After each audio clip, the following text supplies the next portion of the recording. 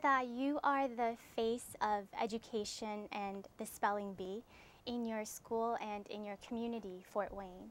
How does it feel to be this spelling bee champion? It feels good to be the spelling bee champion, just knowing you can spell a whole bunch of words. So how did you learn how to spell these words? What did you do? I would go on the computer and spell them and type them on the computer, and so I knew every one of them. Have you always been interested in spelling? Like, I tried it in 5th grade, and then I won my school spelling bee in 5th grade, so I knew I was good at it, so I decided to go more at it. And I know that your parents are immigrants from Burma, and so how do they feel? How do you think that they feel seeing you competing at the national level? I think they would feel really proud of me. Yeah. So what did they instill in you? What kind of work ethic? Ooh. Your parents and your community. What kind of work ethic did they instill in you? Did they tell you to work harder? Did they? Oh, they would always encourage me to work harder and do my best. Okay, so I have a question. I am really bad at spelling in Burmese, and my colleagues and my editors, they always, try to correct it. So what kind of advice would you give to me to how to be a better speller? Just keep working at being a better speller. How do I work at it? Get some plans to get some strategies to work at it, I guess. Yeah. So should I look at the computer and be better at it? Yeah, I guess you could. And then I also wanted to ask you, is being a good speller, does it encourage you to be a better speaker in English? Does it teach you to be a better student in the English language? I think it does teach me to be a better speaker in English. Tell me why. Because you know a whole bunch of words, so you can use them instead of the simple words, I guess.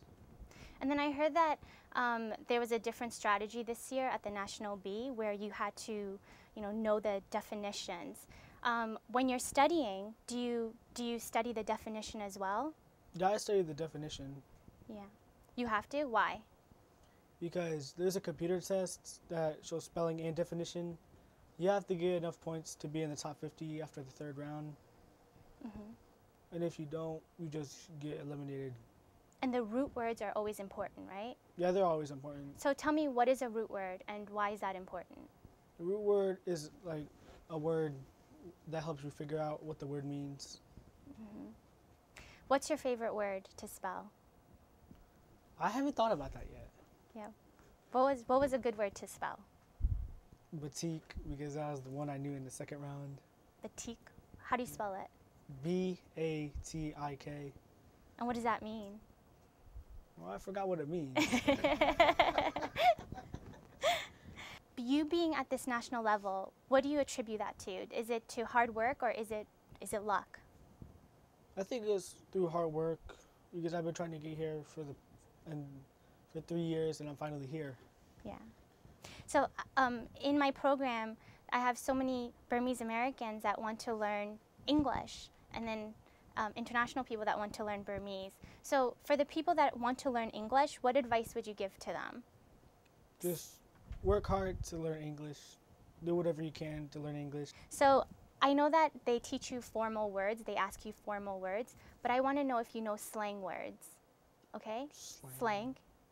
Banzaga, tila.